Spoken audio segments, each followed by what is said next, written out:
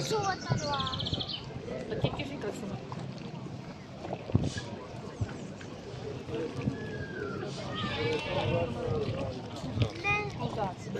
Ne. A máme odstartováno, jdeme na to.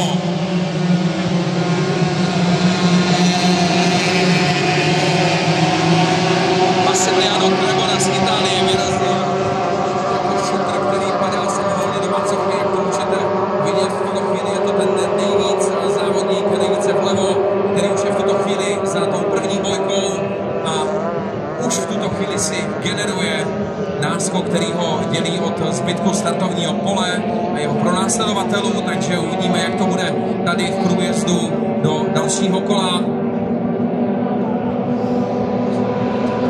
Massimiliano Cremona zvítězil v předešlém závodě, takže tady máme 22 na první místě, potom s Denýmkou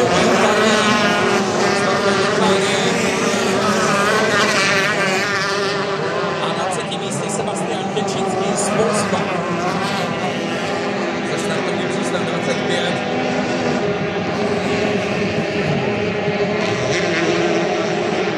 V zadní části tratě tam máme některou loď, která jde poměrně dost pomalu v tuto chvíli. Lídr závodu Massimiliano Cremona předjel už o celé kola a děje se taky v případě jeho pronásledovatelů, takže tady jedeme opravdu ve vysokém tempu.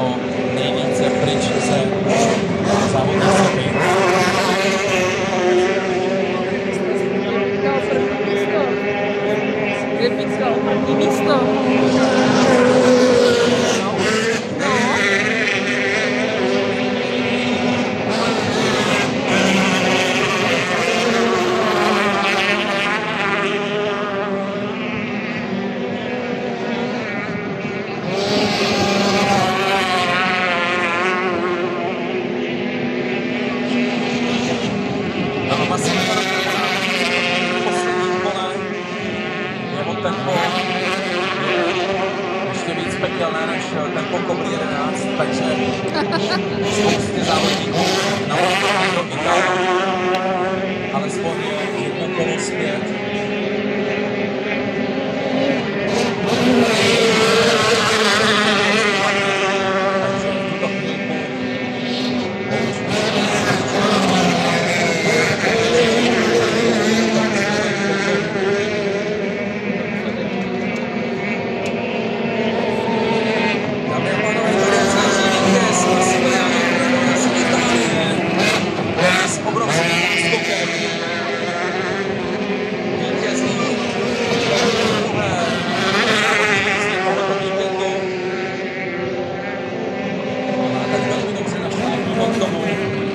Aby pozbíral nejvíce bodů tento víkend tady v Lidovicích a postoupil na stup nejvyšší.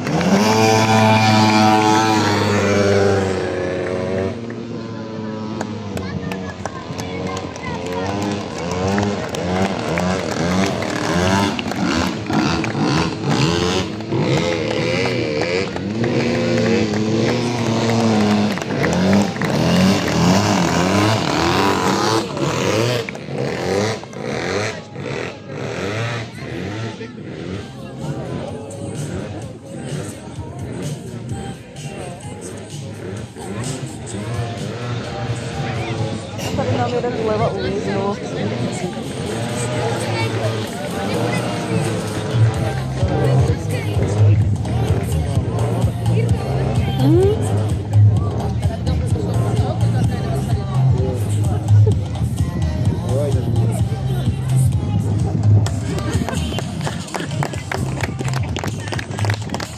Tak přátelé, než vám řeknu, jak to dopadlo v celkovém pořadí v tomto velmi napínavém závodu v plném zvratu v kategorii F250, tak vám řeknu takový malý speakerovský teaser, chcete-li. A sice čeká nás už za několik málo chvil první dnešní závod v kategorii F500 královské kubatuře. To znamená, pojedou 500, čtyřválcové dvoutakty o objemu 500 kubických centimetrů. No a jak už jste si mohli všimnout, velmoce,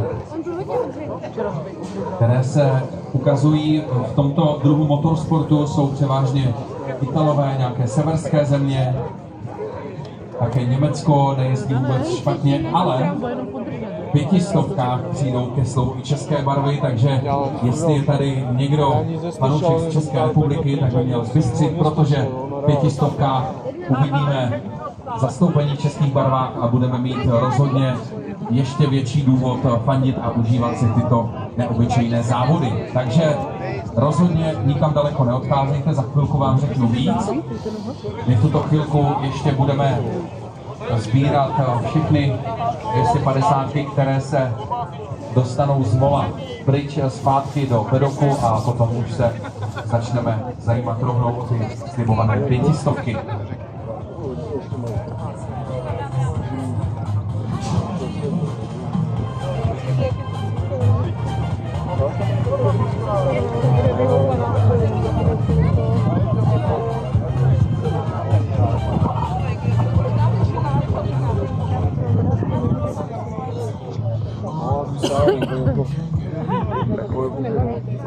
Já jsem si myslel, že tady jedno náučil. Ne, dneska byl lepší, moc nejel. Včera byl horší, dneska byl lepší. Tak, to je taky možné tady. Ne, tak jako někdy sám, tak si myslím, že to bylo že by jako šlo by se rozkákat, že by si to, ale zajímalo by ho podle mě, jako zajímali by ho tam ty stavy. Víš, jak to tam dělají, tady tohle, to myslím, že by jako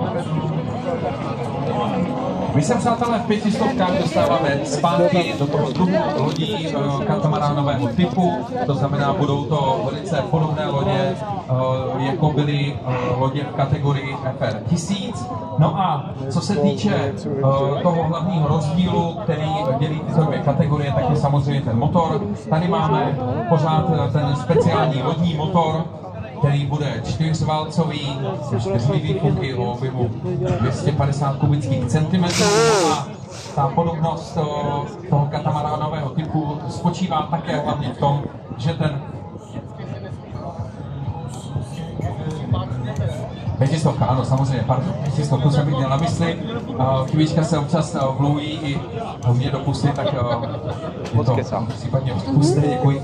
Každopádně u těch 500 jsem chtěl říct, že tam už se sedí opět v sedačce v karbonovém kokpitu, jezdci mají před sebou volant, je to super, protože už nemusí ležet na břiše a zároveň je díky uzavřené kabině možné vybavit tyto kabiny i kyslíkovým dýchacím přístrojem pro případ, že by se něco zvrtlo, ale nebudu tady o tom vůbec mluvit, nebudeme to přivolávat, protože zatím tam všechno odbíhá jako na drátkách, což, jak asi víte, nebývá úplně často zvykem, takže nechceme to zakřiknout, nechceme si přivolat žádné trable a komplikace, pojďme si to užívat v té skvělé formě, v jaké to momentálně vidíme.